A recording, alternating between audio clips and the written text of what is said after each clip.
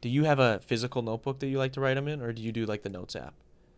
I did on my old phone, but I doesn't work on my new phone. So Oh, I carry 3x5 cards yeah, and write down yeah. when I hear a word or phrase that I think there's got to be a joke in here.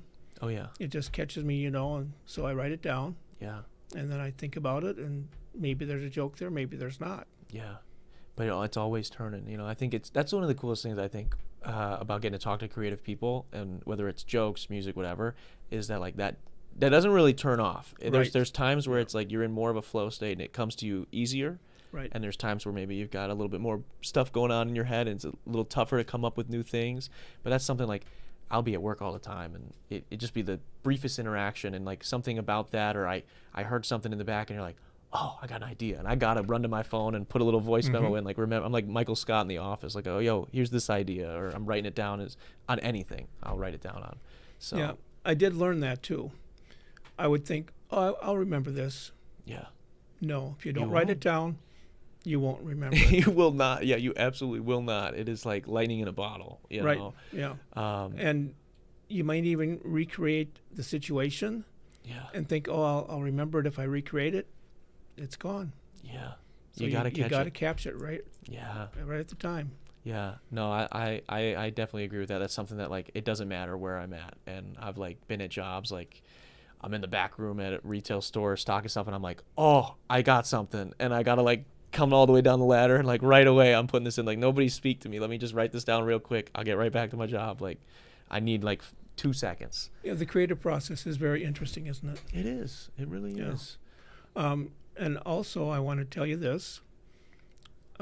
Sometimes a joke takes a long time to figure out. Yeah, I believe that. Like one time, I worked on one joke for a week before I got it right. Mm. And I go to a networking group that meets at 7:30 in the morning, and we each have a minute to talk. Yeah, And I like to put a joke in there. yeah, And I could remember it was 7:30 in the morning, and I'm a night guy. yeah, I'm a night owl, yeah, and so it was little cobwebby in my head, yeah, and I could remember the setup. yeah. I could not remember the punchline. Really? I remembered it later, and then I told it. Yeah. So But yeah, working on it, I mean, for a week, that's got to be.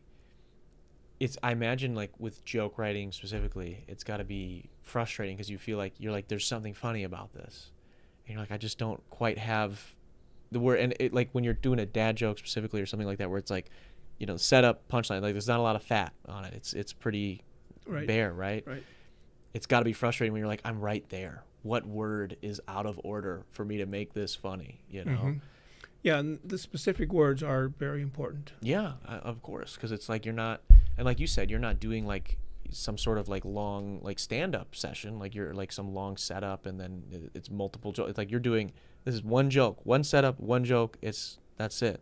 Not giving you any other context, and to do that, that's so difficult in itself because there is no room for error, I guess, right? I mean, it's not we're not talking about saving lives again, but it's Right, again, there's right. not room for error. I got to have just what I need, Yeah, you know. yeah. And I also want to tell you this part. Okay. The way the way I write my jokes, I know what the punchline is. So I come up with a question to get to the punchline. Oh, okay. So you know what you almost know what you want to say, and you're like, how do I get there? Yeah, That's smart. That's smart. it's kind of a shortcut, but But it makes sense. It's efficient. And I think like the other thing about like the fact that you're trying to like you have all these books, and you said you have the next couple books like almost ready. Already? they're the jokes are all written, but Yeah. there are other parts I have to put to it. Yeah. But like I think what other creatives can take away is that like you're always going on, like you're always working on it. You're always practicing them. And even in the case where this one joke is like taking you a little bit longer to get, you're still like actively trying to work it out and get it done, and then you're on to the next one. I think a lot of creatives, myself included, sometimes we have these periods where we get bogged down in our heads and you second guess everything and you're not releasing things or you're not finishing things, where I like that like I mean there's you know there's 30 jokes in this guy that you're happy with, we're proud of, whatever, and then you didn't just sit there and be like, oh, I did that, like, I'm not sure if my next ones will be as funny, I'm not sure, whatever.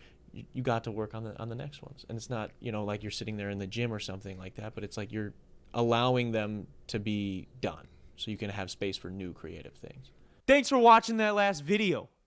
Click right over here to see that episode in its entirety.